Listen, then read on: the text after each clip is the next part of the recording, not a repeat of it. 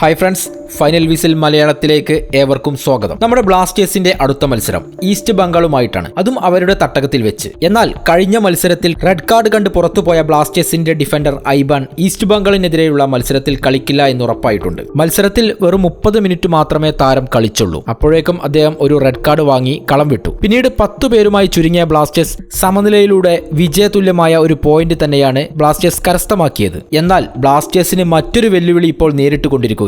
ബ്ലാസ്റ്റേഴ്സിന്റെ പ്രധാന 2 താരങ്ങൾ സസ്പെൻഷനിന്റെ വക്കിലാണ്. നായകൻ ലൂണ 3 യെല്ലോ കാർഡ് വഴങ്ങിയിട്ടുണ്ട്, അതുപോലെ തന്നെ ഫ്രെഡിയും. അതായത് ഈസ്റ്റ് ബംഗാളിനെതിരെയുള്ള മത്സരത്തിൽ ഇരു താരങ്ങളിൽ ആർക്കെങ്കിലും യെല്ലോ കാർഡ് ലഭിച്ചാൽ അവർക്ക് അടുത്ത മത്സരം നഷ്ടമാകും. അതുകൊണ്ട് തന്നെ മത്സരത്തിൽ ഇരു താരങ്ങളും സൂക്ഷിച്ചു വേണം കളിക്കാൻ. കാരണം ഇനിയുള്ള എല്ലാ മത്സരവും ബ്ലാസ്റ്റേഴ്സിനെ സംബന്ധിച്ചിടത്തോളം അതിനിർണായകമാണ്. ഇതുവരെ 3 താരങ്ങളാണ് ബ്ലാസ്റ്റേഴ്സിൽ നിന്നും സസ്പെൻഷൻ കാരണം പുറത്തിരുന്നത്. നവോച്ച സിംഗ്, ഓർമിപാം, ഡാനിഷ്. ഈ 3 താരങ്ങളും 4 യെല്ലോ കാർഡ് നേടി സസ്പെൻഷനിലായവരാണ്. ഈസ്റ്റ് ബംഗാൾ കഴിഞ്ഞാൽ അടുത്ത മത്സരം ബ്ലാസ്റ്റേഴ്സിന് ചെന്നൈയിൻ എഫ്സിയുമായിട്ടാണ്.